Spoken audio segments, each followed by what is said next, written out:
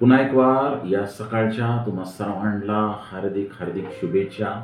या प्रियजनांनो, आपण आज जे देवाचं वचन निवडलेलं आहे त्याद्वारे आशीर्वादित होऊया आणि आपल्या दिवसाची सुरुवात करूया. आजचं जे वचन मी आपणासाठी निवडलेलं आहे ते स्तोत्रसंहिता 133 अध्याय आणि पहिलं वचन. ते असं म्हणतं, पहा, बंधूंनी ऐक्याने एकत्र राहणे किती चांगले आहे आणि किती मनोरम आहे.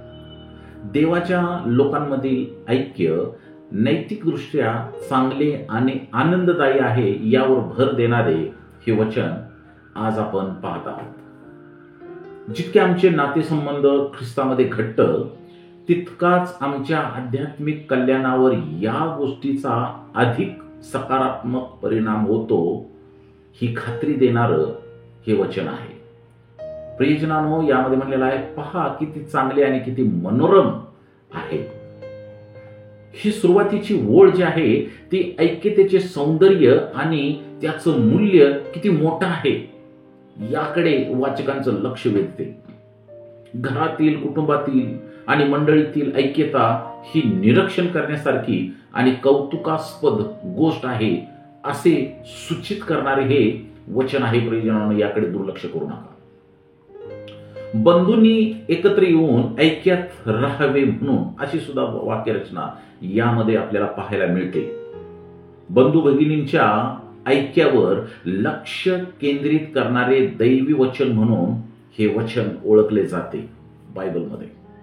त्याचबरोबर हे वचन देवावरील श्रद्धेने एकत्रित झालेल्यांना म्हणजेच मंडळीला किंवा रक्ताच्या नात्यातील लोकांकडे हे वचन निर्देश करते.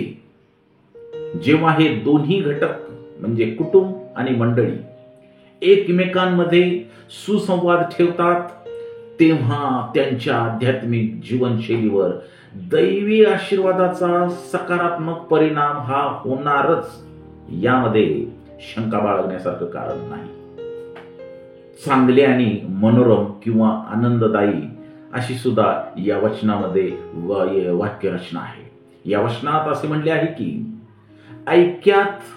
ऐक्यता ही केवळ इष्ट दर्जाचीच नाही तर त्याचे सकारात्मक फायदे देखील आहेत. मंडळी आणि कुटुंब यामधील ऐक्य हे आनंदाचे स्रोत आहे आणि देवाचा त्याच्या लोकांसाठी असलेला हेतू या ऐक्याद्वारे प्रतिबिंबित होतो. कारण जेव्हा आम्ही ऐक्य असलेलं ख्रिस्ती कुटुंब किंवा ऐक्य असलेली ख्रिस्ती मंडळी पाहतो, त्यावेळेस पाहणाऱ्यांना सुद्धा त्याचा आनंद आणि फायदा होणार आहे. येशूची आपल्या शिष्यांसाठी असलेली प्रार्थना आपल्याला सर्वांना माहित आहे. योहान 17 मध्ये येशू ख्रिस्ताने आपल्या शिष्यांच्यासाठी प्रार्थना केली. आपल्या प्रार्थनेमध्ये तो म्हणाला,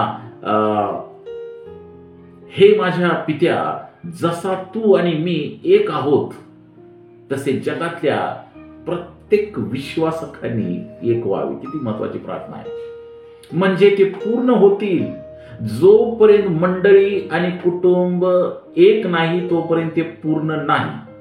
आणि एकत्व येण्यासाठी मंडळी किंवा कुटुंब हे एक जीवाचं एकत्र असलं पाहिजे. तसंच इफिस्करास पत्र याचा पहिला अध्याय 9 आणि 10 वचनामध्ये पाऊल आपल्याला सांगतो की देवाने ख्रिस्ताच्या ठायी पूर्वी कालखंडाच्या पूर्णतेची एक योजना केली होती. तिचे रहस्य हे आहे की स्वर्गात आणि पृथ्वीवर जे काही आहे ते ख्रिस्तात एकत्र राहावे, म्हणजे देवाच्या लोकांची ऐक्यता असणे ही देवाची इच्छा आहे. हे आम्ही विसरता कामा नये. देवाची खूप मोठी ती इच्छा आहे.